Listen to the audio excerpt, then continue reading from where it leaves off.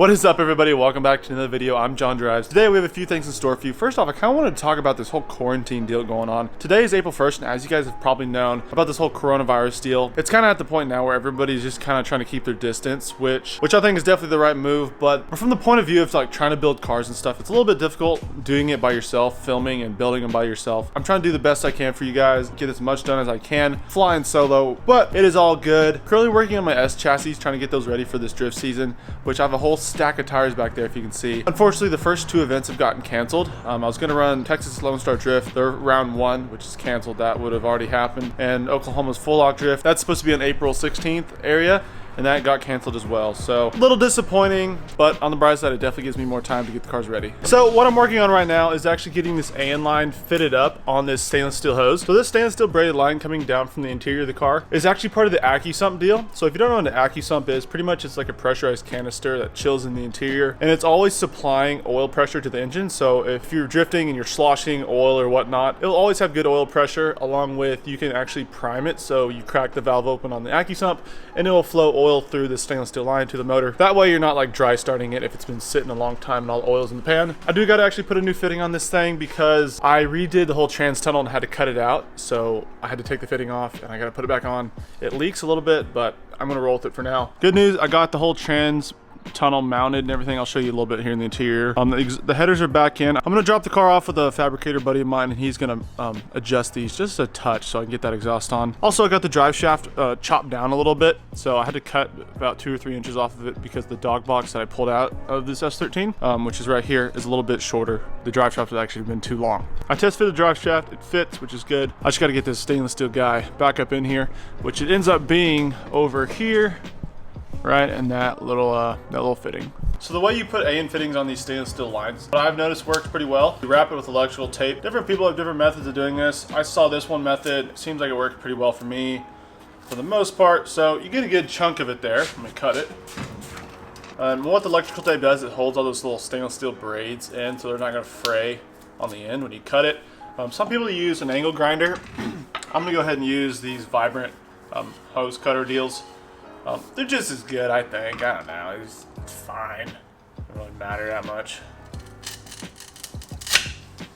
Once it's on, I'm going to take this electrical tape off. Hopefully all those deals are in there. Then I'm going to take the little threaded piece of the fitting, tuck it in very so carefully. I'm going to kind of turn when I do it.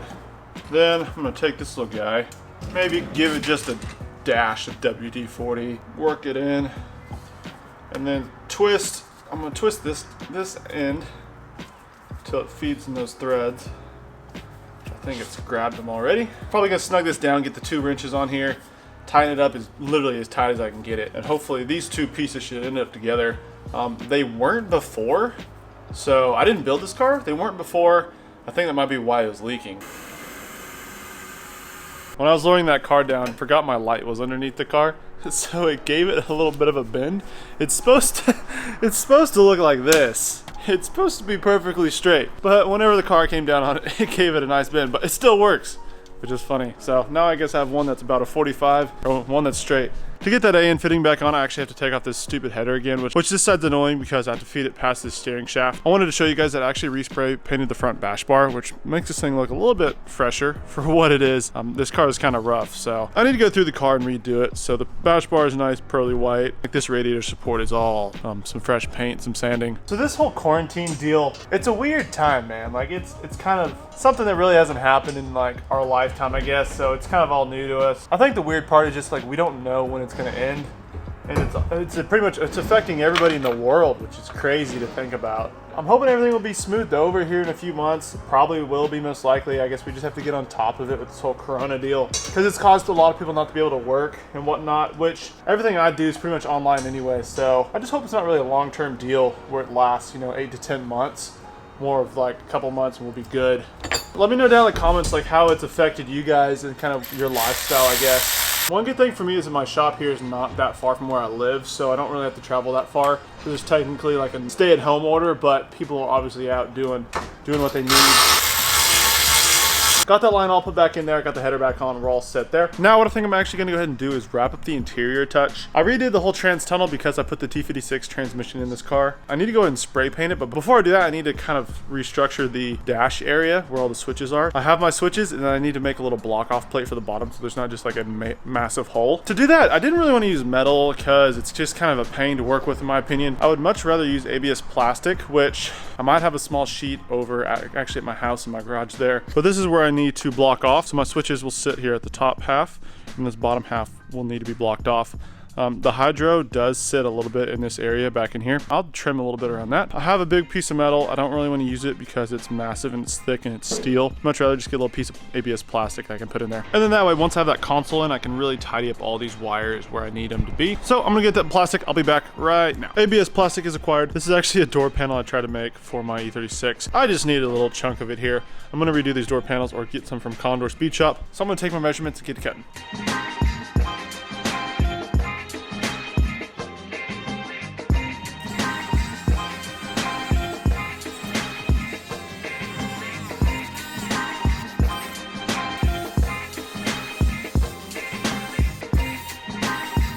So this is what the little guy came out to be. Didn't turn out too bad. It's not perfect. It's not 100% straight, but for the time and money that was into it, it seems to do just fine. So now I'm gonna go ahead and drill a couple holes.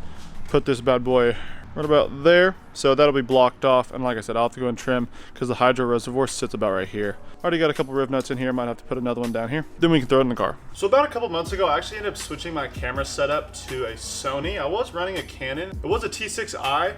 And I ran that for about a year and a half. Then I switched to this Sony a7R III, which I'm really enjoying. This video is actually shot in 4K. Let me know down in the comments if you can tell a difference between this and like my previous 10 or 12 videos. I'm just in love with the quality that it can produce. Now it's just up to me to figure out how to use it. So one little trick I'm using to figure out where to mark the holes to drill is I'm actually gonna go ahead and use I'm gonna use a little white marker. It's not really a paint marker, it's kind of more of a heavy duty draws on anything type deal. I'm not gonna put the bolts in, I'm actually gonna go and mark on these riv nuts that are protruding out. Go ahead and color them white, line it up, press down, take it off. Then I'll be able to see exactly where I need to drill.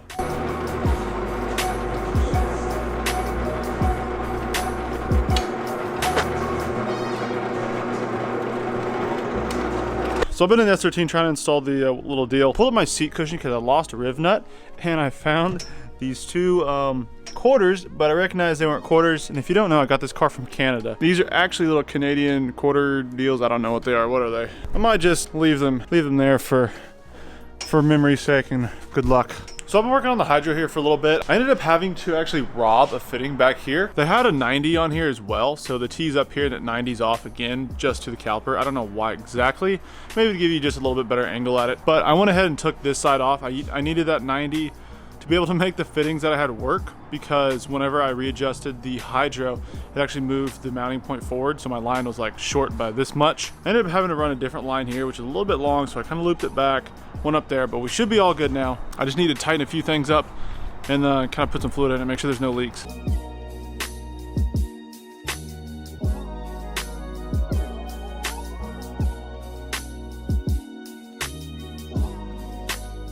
Alrighty, so the hydro is officially mounted. I need to go ahead and do a few more little things, but I'm gonna put that off right now. I wanna fire it up with the new transmission in it and make sure everything works. I have the car up in the air right now, that way I can go ahead and put it in gear. Tranny fluid is a little bit low. I make sure I topped off the oil, so I'm not gonna do any driving. I'm just gonna go ahead and make sure the wheel's spinning. And the hydro is mounted. I must say, it looks really, really good. Came out super nice. I'm really pleased with it. The lines finally worked out. I got the switch panel pretty much mounted. I need to adjust a few little things, like that little ground screw on the right side. Need to adjust that, but overall pretty pleased. Before I clean all that wiring up in the corner, I'm gonna go ahead and connect the battery, fire it up. It is open header, so it's gonna be crazy loud, but I'm gonna do it for probably just about a minute, make sure everything is good to go.